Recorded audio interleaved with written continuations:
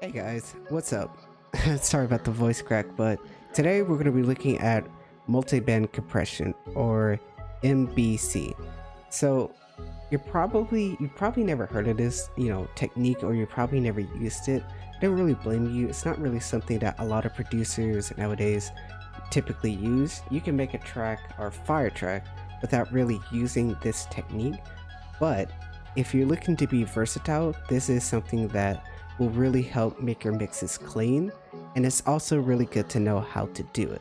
So I'm going to be teaching you how to do this using stock plugins. So right here we have two compressors that you've probably seen or you probably heard of, and we're going to be looking at this little bad boy.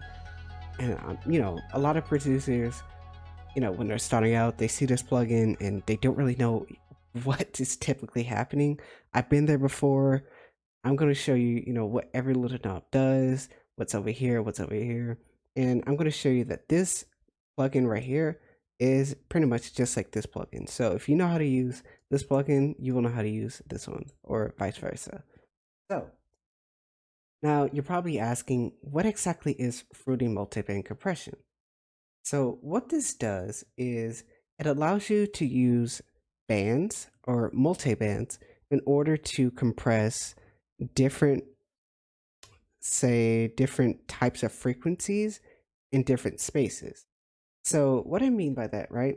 If we look over here to our left at this little box right here, this shows you what bands you're typically affecting. So for this little knob right here, allows you to control what exactly is the low band and what frequencies it's going to be affecting right here. And this purple one or pink one is showing you your mids. And the blue one over here is showing you your highs. As you can see at the bottom, you can kind of see that they're kind of like crossed almost. And the reason why is because what you're setting on the band, you're not only setting what exactly are the lows, but you're also setting where the lows and the mids or the mids and the highs connect. Like where do they kind of merge together? So let's say you wanted to say that your lows were anything that were 250 and below, right? So you would set this low band over here to about 250. And you can see on the top left, having a little trouble, we'll just say 251. But over here on this left, it's going to show you where exactly your low frequency band is. Now, you would then set your mid frequency where exactly do the mids and the lows connect, or where they kind of merge together. So if we set our low band to like 251, then we could set this probably, my phone just went off. We can set this probably to like 300. And it's really up to you. It's mainly based off of your track. So it's going to be however you feel like setting it to. One thing I do recommend when you are doing this is to, listen to your music while it's playing. But I'm just guessing because, you know, nothing wrong with guessing. If you do understand what frequencies are necessarily like your mid, like, mids, you're going to be looking at, if you're including the low mids, you're going to be looking at 250 up to, your low mids are going to be 250 to about 500. Your mid's going to be 500 to about 2K. And then your upper mids are going to be 2K to 4K. So, I'm probably, I'm trying to remember what is what, but that's what I remembered. And, you know, if you understand that, where your frequencies are at, then you could pretty much just be like, okay, we'll just set it to here and call it a day, right? So the Fruity Multiband compressor, or really any compressor, they typically have the same setup as any compressor. So you have your threshold, we're gonna pull this right here. Yeah. Oh. So, over here on the Fruity MB, we have our threshold, just like over here. We have our threshold. We have a ratio knob over here, same thing. Then you have your gain knob, which is over here on the bottom right. Up here is on the top right. You have your attack, your release. The only difference with the Fruity MB is that instead of having a type, you have a knee knob, but pretty much it acts in the same way as your type knob. So what the knee is it sets how tough the compressor is necessarily going to work. So if you have like a high knee, then the compressor is going to work, as soon as possible, and it's going to be a hard compression. But if you have a soft knee, less percentage knee, then it's going to be working, softer, which will give it a sort of pumping effect. And the same thing over here happens with the fruity compressor. Same thing, soft, hard, with the inclusion of medium, vintage. But over here, it's just percentage wise. Alrighty. So, oh, and last but not least, we have our master volume gain right here. And we also have the limiter right here. Oh, some other important stuff that you need to know are these meters right here. So this meter shows you the in volume that is coming into the compressor, and this little meter right here shows you how much compression is happening. And it's very important that you look at these two when you're doing your work, right? So now that we have all the knobs and all that information out of the way, I'm going to be showing you what you're necessarily going to be doing. But before I do that, all right. So I'm going to be showing you what you're going to be doing when you're using, the Fruity Multiband Compressor. So you're going to be using these little three buttons right here a lot. And it's best to get to know how to use them. So think of these three buttons as your bouncer. So your bouncer, if you've been to the club, the bouncer basically allows a certain number of people or high value people, your VIPs, into the club at certain times. So let's say that we have, right here, we set the A band, this first, the low bouncer to A. So this bouncer basically is on the job, doing the compression, doing what needs to be done, right? And you can hear this. I'm going to set the other bands to M, right? So we can hear this. So as you can see, you can't really hear anybody else. But if you set all of them to A, you can hear them. Now, why weren't we able to hear the others? Well, if you set the bands to M, there's no sound that will come through. So this is your mute. So this is basically setting your bouncers to let nobody in. Nobody can come in right now, blah, blah, blah. But let's say you wanted to set, one band to B. And we'll do it for the mid band, right? And this is basically saying, you know what, you can let anybody in. It doesn't really matter. The only thing is with M or with B, you're not going to be using any compression. So there won't be anything slowing it down. There won't be any compression that will be happening. And we can see when we play it right here.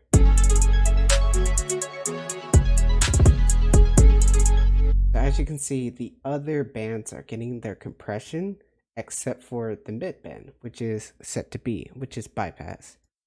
So once we have all that done, now that we know how to use this, I'm going to be showing you how exactly you're going to be working with this plugin. So what I'm going to do is set the low, back to a normal state, set everything back to normal, right? So let's say you're listening to your low frequencies and you wanted to set your, your kick, your 808, or whatever you have, down below to a really good setting. So let's just listen to it. It's best to listen and hear it before you start, doing any form of compression.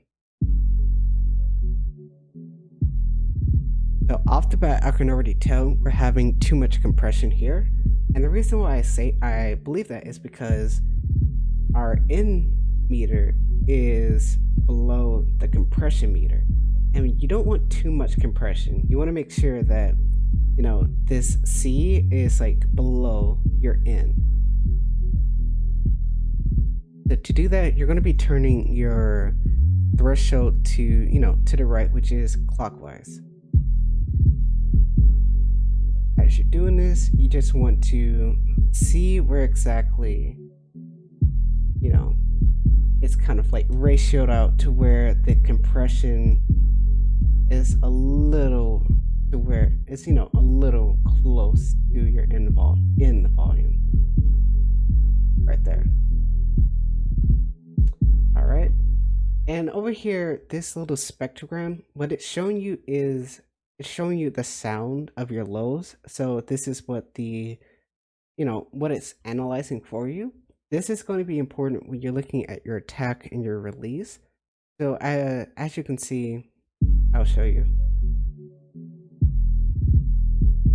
So it's basically showing you when exactly there's like a peak in volume, for, when your compressor is working. So you're going to use that information to base that off of how much attack and release you want. So let's just say we want a very slow release or a slow attack. So as you can see now, both the colors, the pink and the red, are kind of meeting up close to it together. But let's say we kind of decrease that. As you can see now, that pink in the background,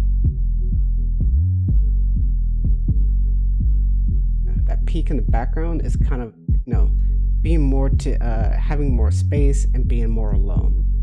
So I'm just gonna set this to a quick attack right here, a little crunch. So I'm gonna pull off a little bit, and then for my release, I'm going to say I want it to be a little slow. So we're just gonna pull it up. I think that's perfect. And then we're going to raise the volume just a little bit. Yeah, 2 dB, that'll be good. So now that we have our low set, all we have to do now is work on our mid frequencies. So we'll just basically do the same thing that we did for the lows. We're going to be listening to the mid frequencies and then basing our threshold, our attack, our release, and our gain off of that.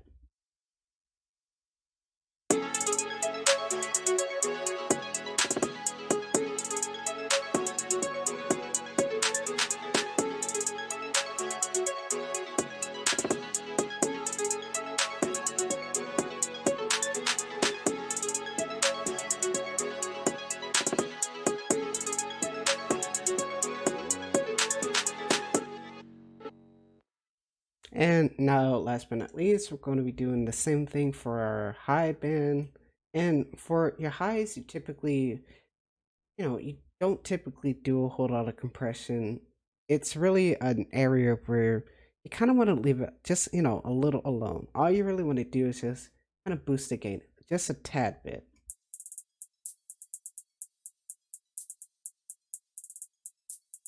So I'm going to pull off some of that compression with the threshold. I'm actually going to pull our knee down, give it a little less compression. We're just going to boost it a little bit. And once you have that done, you just activate everything and listen to how it sounds.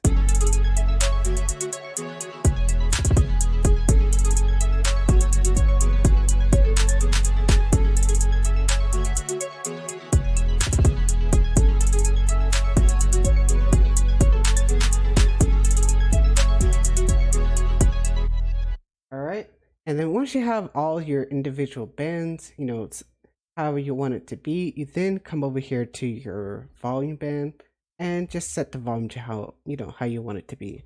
But don't set it too high or it will be clipping. So just set it on, just boost your gain enough to where it's loud how you want it to be, but not loud where it's clipping.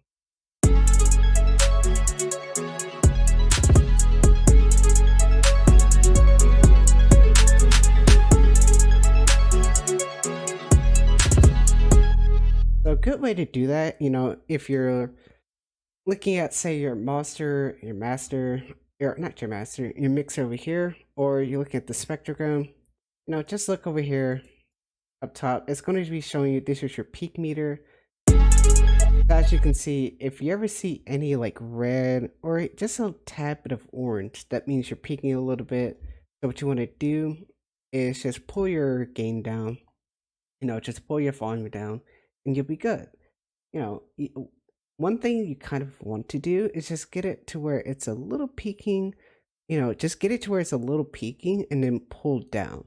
Because as long as you see it's peaking, that means there's a lot of volume there's a bit of volume that you can pull down, and you can kind of get it to where it's a sweet spot. It really takes a bit of time to figure out where that sweet spot is, but after a while, you're kind of getting to the habit of it.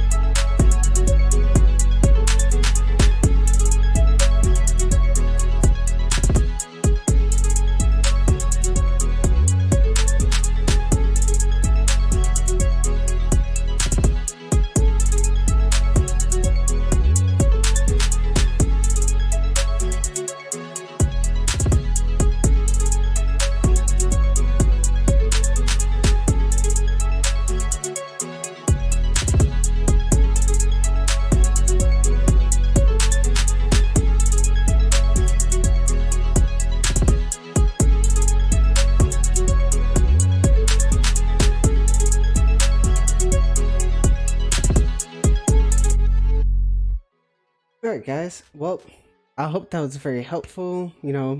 I didn't know how to use Fruity Multiband Compressor when I first started. When I first opened up the plugin, I thought, wow, this is super confusing, but it's really not that hard to use. Once you figure it out, you're going to be, possibly using it more, or you may just, have an understanding of how to use it. So in the future, you can be like, oh, I know how to use a multiband compressor. So, hope the video was helpful. If you need any more tips or have any questions, just put it in the comments down below. I really appreciate you guys watching the video. Much love. Like the video if you really enjoyed it. Subscribe for more, and yeah, peace out.